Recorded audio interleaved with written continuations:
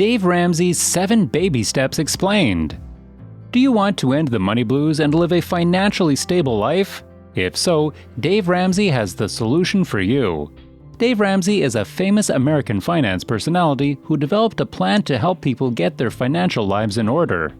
Here are Dave Ramsey's 7 baby steps to financial freedom and how they might be able to help you achieve your goals as well. But before you learn about Dave Ramsey's 7 baby steps to financial freedom, pay attention to the big red subscription button. As soon as you click it, you will be taken to the wealthy side, the life you deserve, where you'll find hundreds of videos. These videos contain the answers to almost any question you may have. There are also daily updates, so if you want to stay tuned, remember to turn on notifications. Step 1. Save $1,000 to start an emergency fund. Having an emergency fund is key to becoming financially stable. The first step suggested by Dave Ramsey is to save $1,000 to start an emergency fund. If you currently don't have an emergency fund, you need to start one right away. Think of it like insurance for unexpected expenses. If you have something break, get sick, or have another unexpected expense, you'll be glad you have that fund to fall back on instead of going into debt. Having an emergency fund will allow you to qualify for a mortgage even if you have debt, like student loans. Step 2. Pay off all debt. The next step is to pay off all your debt, with the exception of your mortgage. This may seem like a daunting task, but it's important to become debt-free.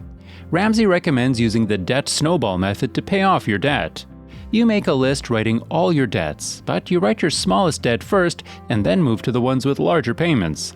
Next, you have to make minimum payments on all but the smallest debt. Once the smallest debt is paid off, you use that payment to pay down the next debt on your list. You continue this process until all your debt is paid off. The reason why you start with the smallest debt is that it's a quick win. Seeing your debt shrink will give you the motivation to keep going until all your debts are paid off. You can use Dave Ramsey's Debt Snowball Calculator to see how long it will take you to become debt-free. His Debt Snowball Calculator is available on his website. With these simple tips, you can develop a plan to get out of debt and become financially stable. Let's move on to the next step. Step 3. Save 3 to 6 months of expenses for emergencies. The next step on Dave Ramsey's 7 baby steps is to save 3 to 6 months of expenses for emergencies. What if you're hit with another emergency while you're paying off debt? You'll want to be prepared. By keeping a buffer of 3 to 6 months of expenses in the bank, you can keep yourself afloat when the unexpected happens. You'll also reduce the amount of stress you feel when facing financial challenges. Having this savings account will also help you avoid borrowing from credit cards again. It will also show potential mortgage lenders that you're responsible enough to have this amount saved up in case of a financial emergency.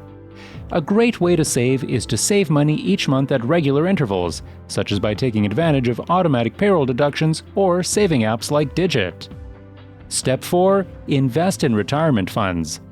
Once you've saved up for an emergency fund, pay off all your debt, and save expenses, it's time to start investing in your retirement. Dave thinks it is one of the most important steps. The younger you start, the better. Many financial advisors recommend starting as early as your early 20s. The more you can save, the better off you'll be when you're ready to retire. Dave Ramsey recommends investing 15% of your income into retirement funds. You can also start investing with as little as $50 with a company like Acorns. There are a few factors you should consider when choosing a retirement fund. First, make sure you're choosing a fund that's appropriate for your situation and investing style. Second, make sure that the fund offers competitive returns and low fees. Third, make sure that the fund has a good track record when it comes to long-term performance. Fourth, make sure that the fund is appropriate for your age and risk tolerance. Finally, make sure you're keeping an eye on all of your investments to make sure everything is going smoothly. By taking these steps, you can ensure that your retirement funds will be successful. You can put your money in Roth IRAs or pre-tax retirement funds. Roth IRAs are a very flexible retirement vehicle. They can be used for a wide range of things, including retirement savings, college tuition, home down payments, and even vacation. One of the important benefits of a Roth IRA is that it is completely tax-free if you use the money to pay for qualified expenses.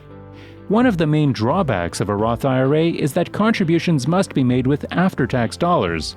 If your income has already been taxed in some way, such as through self-employment or a job with employer-matching funds, then it may not make sense to contribute to a Roth IRA.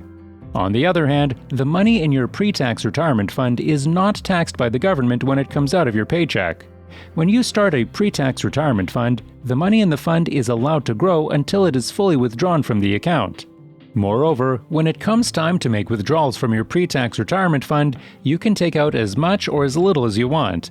Depending on the rules in your workplace, some of these funds may come with other benefits, such as group health insurance or company contributions to a 401k or other defined contribution plan. And depending on your financial situation, this might be a good option for you. Enjoying till now? Please hit the subscribe button now, like, share, and comment. And yes, keep watching. Step 5. Start saving for your children's college fund. The next important step is to start saving for your children's college funds. You should start saving as soon as you can. College is the largest financial commitment a parent will make on behalf of their child, and it's important to start early so that they have the time they need to build up enough funds to pay for their tuition, room and board, books, and other school-related expenses. The sooner you start saving, the more opportunity you have to minimize tuition costs and minimize the amount of student loan debt that you end up incurring. Start by setting aside an amount each month that you will use to save for your child's future education costs. You can increase the amount as you progress through the years. How much do you need to save for each child? According to Dave, you should save 10% of your income for every child. There are several ways you can save for your child's college fund, including taking advantage of tax-advantaged accounts such as 401ks and IRAs. You may also want to consider putting money aside in a savings account if you want access to your funds before your child turns 18 years old. This will ensure that you're able to meet all of their college-related financial obligations even if they don't have their bank account. Step 6. Pay off your house as early as you can. The next step is to pay off your house as early as you can. This is where most people will want to save as much as possible for their monthly mortgage payments. Making a big dent in your home's debt over a few years is an excellent way to pay off your house faster. But there are plenty of things you can do to get started on the right track. You should start saving early. Don't wait until your mortgage is up for renewal to start paying down your house. You'll need to start making extra payments while the mortgage is still in place, or even before that. If you can pay off your mortgage in less than 10 years, you'll save a lot of money in interest. Saving as much as you can each month cuts down on how long you have to pay off your mortgage. If you can't pay off your mortgage in less than 10 years, try to at least pay more than the monthly interest rate. Keeping up with the monthly interest rate will take longer to pay off your mortgage and cost you more money in the long run. Step 7. Build your wealth and give. The last step is to build your wealth. You can build wealth through smart saving and investing. A side hustle can also help you build your wealth faster. You can also make multiple income streams by working additional jobs or starting your own business. By doing this, you can build up more wealth than just one job could offer.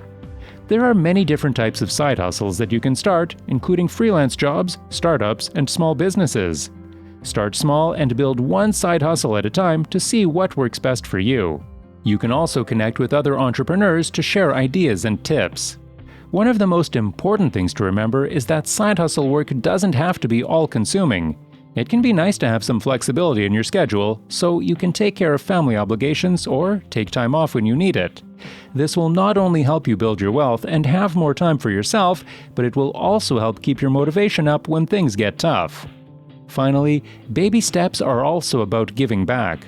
Whether it's donating money to charity or volunteering your time at a local shelter. A benefit of sharing your wealth is that it can increase your happiness levels. Research has shown that giving people a small amount of money as a gift can make them feel happier than if they were giving a larger cash sum. Additionally, giving can help you develop new skills. For example, if you donate time to a charity, you could learn how to work with people or organize things effectively. If you donate money, you could learn about financial planning and investing.